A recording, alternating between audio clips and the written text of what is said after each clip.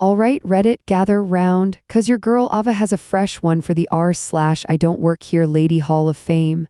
You know how these things go, you're just minding your own business and suddenly, bam. You're mistaken for an employee by someone who clearly skipped their morning coffee, or, their decency. So picture this, it was one of those rare, glorious Saturdays. Me, my mom, and my sister decided we absolutely needed new dresses. Not just any dresses, mind you, but the kind that make you feel like you could conquer a small nation or at least navigate a packed brunch spot with effortless grace. We were on a mission. Now, I was actually supposed to meet them before my shift at my actual job, but you know how it is, I was running a tad late. I finally dashed into the department store, a whirlwind of apologies forming on my lips, and scanned the place. It was a rainbow explosion of fabrics and styles, pretty overwhelming, but in a good way. Across the floor, I spotted them. Mom and Sis were by the fitting rooms, a small mountain of dresses already draped over one of those rolling racks they leave in the hallway. Classic. I started weaving my way through the displays, eager to join the fashion council when this woman just materialized. Seriously, 1 second empty space, the next her. She had a frazzled look, an armful of clothes that looked like they'd been through a minor skirmish, and an air of entitlement that could curdle milk. Let's call her Karen because, well, you'll see. Before I could even say, "Excuse me," she thrust the jumbled heap of garments at my chest. "Here," she snapped like I was her personal dress caddy. "Take these, fitting room 3. I blinked, genuinely confused for a second. "Oh, sorry," I managed, taking a small step back. "I don't actually work here. I'm just meeting my family." I even gestured vaguely towards my mom and sister, who were now looking over with curious expressions. Karen's eyes, already a bit beady, narrowed into slits. "Don't be ridiculous," she scoffed, her voice dripping with that special brand of impatience. "I saw you fussing with that rack over there. Just take the clothes." Internally, I was like, fussing with the rack? Lady, that was my family's stuff. But out loud, I tried again, aiming for polite but firm. "No, really, I'm not an employee. See?" I gestured to my very ununiform-like jeans and t-shirt. "Just here to shop." This apparently was the wrong thing to say. "Oh, I see," she sneered, puffing up a bit. "Too good to help a customer, are we? Some people have no manners, no work ethic. Back in my day." I swear I could feel my eyebrows trying to escape into my hairline. "Ma'am," I said, my patience starting to fray, "I literally cannot help you because I don't work for this store. I'm waiting for my family so we can try on dresses." "Don't you lie to me," she practically shrieked, her voice climbing an octave. Now a few other shoppers were starting to glance over. "Great. You young people are all the same, lazy. You think you can just stand around?" She jabbed a finger towards the clothes she was still clutching. "I demand you take these to a fitting room for me now." Just as I was about to lose my cool entirely and maybe say something I'd mildly regret, my mom, bless her heart, swooped in. Mama Bear mode activated. "Excuse me," Mom said, her voice calm but with an unmistakable edge of steel. "My daughter has told you multiple times she doesn't work here. She's with us." Karen whirled on my mom, her face flushing an alarming shade of puce. "And who are you?" she spat. "Her supervisor, covering for her shoddy work. This is outrageous. I want to speak to a manager." "You're speaking to her mother," Mom replied, cool as a cucumber, "and we're the customers here. Now, if you'll excuse us." It was escalating into a proper scene. Karen was now gesticulating wildly, her voice getting louder, accusing us of being rude, unhelpful, and probably single-handedly ruining her entire shopping experience. I was half expecting her to demand we all be fired. That's when, thankfully, 2 actual sales assistants, drawn by the commotion, appeared. They looked like they'd seen this movie before. "Is there a problem here, ma'am?" One of them asked Karen, her tone professionally neutral but with an undercurrent of, "Oh, here we go again." Karen immediately rounded on them. "Yes, this employee," she pointed an accusing finger at me, "refuses to do her job. She's rude and her mother is covering for her." The sales assistant glanced at me, then back at Karen. "Ma'am," she said patiently, "this young lady doesn't work here. We can help you at the counter if you need a fitting room." You could see the gears grinding in Karen's head. The denial, the indignation, the slow, dawning realization that she might have made a fool of herself. But Karen, being Karen, couldn't just admit it. Well, the service in this store is atrocious, she declared, finally dropping, more like flinging her bundle of clothes onto a nearby display of delicate scarves. I'm never shopping here again.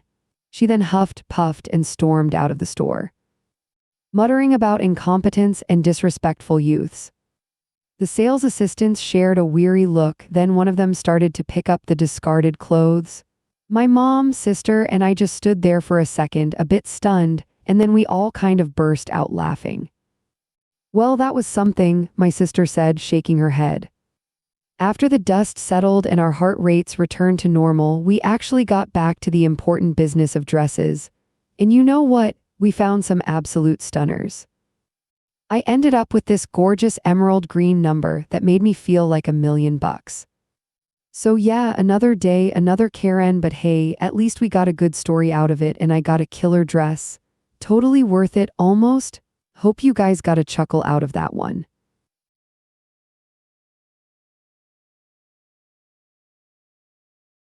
Hey everyone, Gerald here. Got a doozy of a story for you from the wonderful world of craft supplies. You know, the kind of place where creativity should flow, but sometimes it's just baffling entitlement. I'm a painter, landscape stuff mostly. It's my jam. Nothing makes me happier than getting lost in a canvas. So, like any artist, I'm always needing more supplies. Paints, brushes, canvases, you name it. I was just chilling on a rare day off. Decided to hit up my local hobby store to restock some specific tubes of cadmium yellow and cerulean blue. I was dressed for comfort, naturally.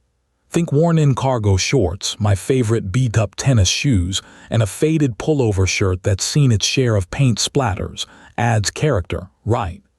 Definitely not store uniform material, unless they've started a very relaxed, slightly stained dress code. So I'm deep in the paint aisle, humming a little tune, totally in my element, running my hand over tubes, feeling for consistency.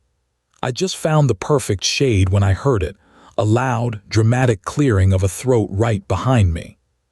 I turned around a bit startled, and there she was, maybe late 50s, standing there by the end cap, clutching a cart overflowing with those weird green plastic plant foam bricks, like seriously overflowing.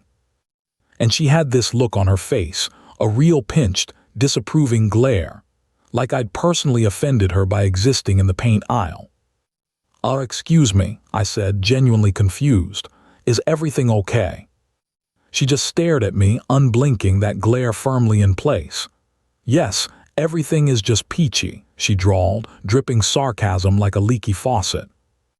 Okay, that was weird. I raised an eyebrow. Well, all right then. Was there something you needed? Suddenly her hand shot out, pointing directly at me with, wait for it, a paintbrush she'd snatched off the display. You're not helping me. I've been standing here for ages. I blinked. Ages? It had been maybe 30 seconds since she cleared her throat, and the paintbrush pointer, bold move. Ma'am, I said, keeping my voice calm, trying the simple truth approach. I don't actually work here. I'm just a customer like you. Her face tightened. Don't lie to me. I saw you in the back room earlier. You were clearly getting stock. Okay, full stop. I hadn't been anywhere near the back room. I'd come straight from the parking lot to the paint aisle. No, you must have me confused with someone else, I replied, maybe a little more firmly this time. I'm really not an employee. I'm here on my day off. That seemed to flip a switch. She got louder, her voice starting to wobble with indignation. This is ridiculous. You're being incredibly rude and utterly incompetent. This is the worst customer service I've ever received. I demand to see your manager immediately. Now I'm usually pretty chill, but this was getting tiresome. I instinctively picked up one of the tubes of paint I was considering. Look, I said, trying to redirect, maybe show her I was focused on my stuff. See, I'm just picking out paints. I'm really excited about trying to mix this cerulean blue with. She cut me off with a shriek. You're attacking me. How dare you dismiss my needs by talking about your little paints? Okay, that was new, attacking her, by talking about paint. The sheer absurdity of it was almost funny, except she was genuinely angry. Just then, blessedly, I saw movement down the aisle. The store's assistant manager, Mike, a good kid, and the manager-owner, Frank, a man who's seen it all and has the weary eyes to prove it, were heading our way, drawn by the commotion. Mike got there first, looking between me, Susan, and the precarious stack of foam bricks in her cart. "Everything all right here, folks?" he asked cautiously. "No, nothing is all right," Susan bellowed, still pointing at me with that rogue paintbrush. "This man is an employee and he's been incredibly rude and refuses to help me. He even attacked me." Frank, the owner, stepped forward, his expression flat. He recognized me instantly. I'm a regular after all. He gave me a quick, almost imperceptible nod. Then he turned his gaze to Susan. "Ma'am," Frank said, his voice calm but firm, "what's your name?" "Susan," she practically spat, her face going redder by the second. Frank nodded slowly. "All right, Susan, I'm Frank, the owner of this store, and I'm going to have to ask you to leave." Susan's jaw dropped. "Leave, but I want to talk to the real owner. This man needs to be fired." Frank didn't even flinch. "I am the real owner, Susan, and I'm telling you that based on your behavior and your false accusations against a customer," he gestured towards me, "you are now banned from this store, permanently." Susan looked utterly gobsmacked for a second, then she seemed to deflate slightly, replaced by pure fury. She started yelling again, something about unfairness and customer rights. Frank just sighed, rubbing his temples. "Susan," he said, sounding utterly exhausted, "you are the only person who manages to cause this much trouble in my store." Susan apparently wasn't getting the message. She started grabbing items from her cart, threatening to throw them, yelling louder about calling corporate. A bit useless when you're talking to the owner, but hey. At this point, she was really making a scene, attracting other customers' attention. That's when the police arrived. Someone, maybe Mike, maybe another employee, maybe even a fed-up customer, had called them during the shouting match. 2 officers walked in, took one look at the red-faced woman yelling at the calm owner, and the slightly bewildered guy holding paint tubes, and the overflowing cart of foam bricks, and seemed to size up the situation instantly. They spoke briefly with Frank, who just pointed at Susan. The officers approached her, spoke calmly for a moment, and when she continued to rant and refused to leave, they gently but firmly took her arms.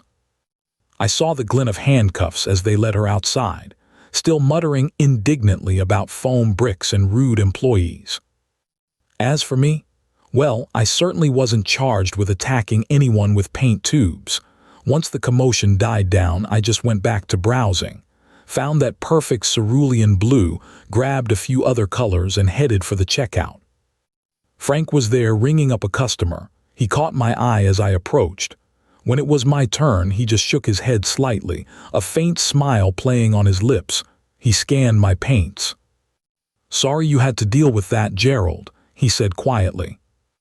"Ah, it's all right, Frank. Just another day off, I guess." He chuckled softly. "Yeah, like I said, she's the only one." He gave me a little wink as he handed me my bag. "Come back anytime." I walked out, my paints in hand, ready to get back to my quiet, conflict-free landscapes. It wasn't quite local legend status, but hey, I guess becoming that guy who got a crazy lady banned for accusing him of attacking her with paint is a story in itself. You think the first 2 were crazy, the next one's a whole different level. Hit that subscribe button so you don't miss more stories like this.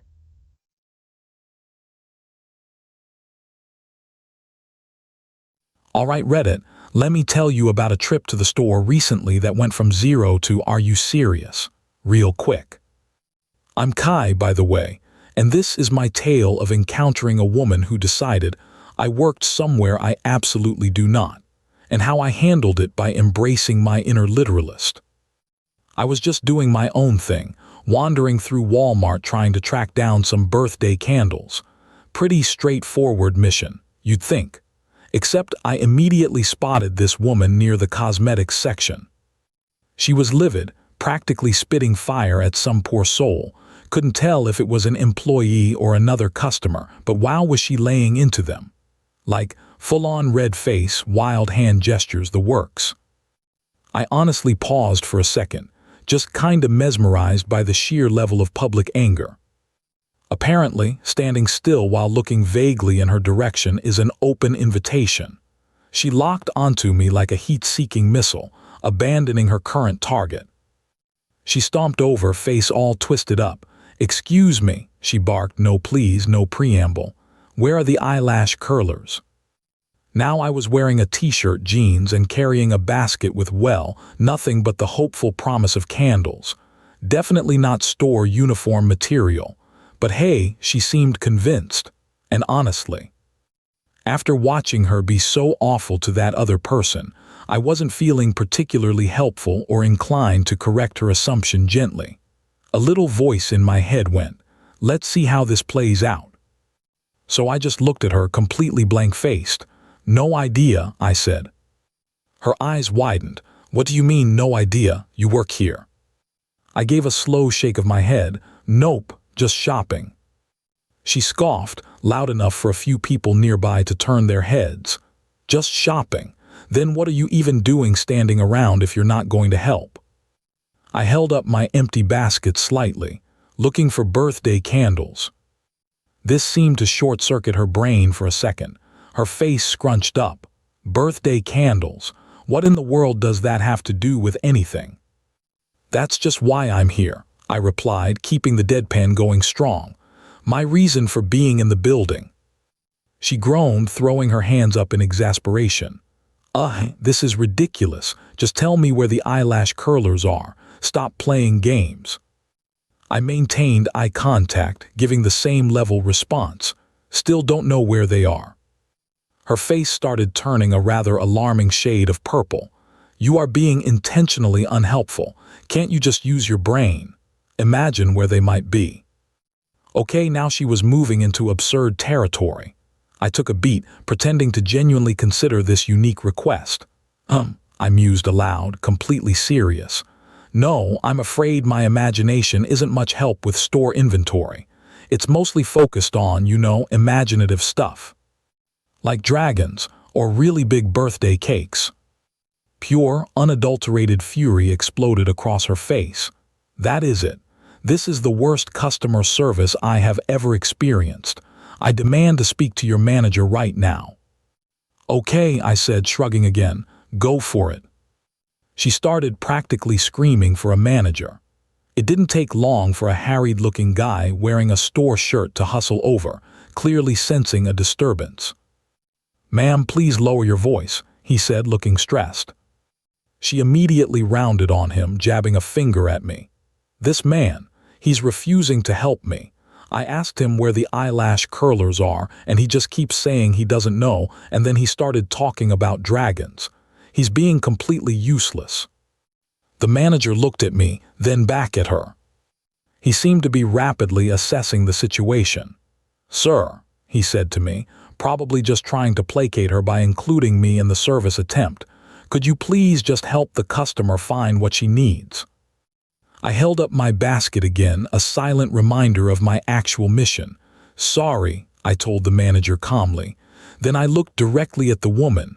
"Still don't work here. Still don't know where the eyelash curlers are. Can't help." That was the straw that broke the camel's back, apparently. Her eyes bulged. You are being obstructive. You are causing a scene. I am going to have you removed from this store."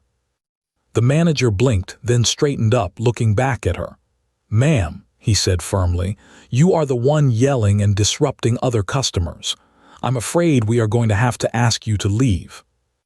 Her mouth opened and closed soundlessly for a moment. Then she let out a strangled shriek of disbelief and rage. Security appeared as if summoned by her volume.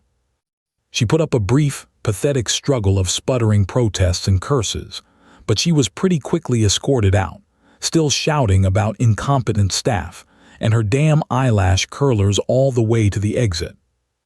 I just stood there for a second, a feeling of quiet satisfaction washing over me.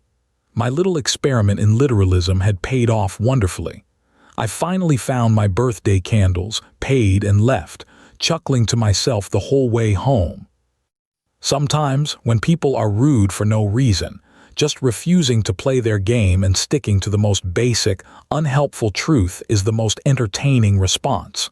Highly recommend.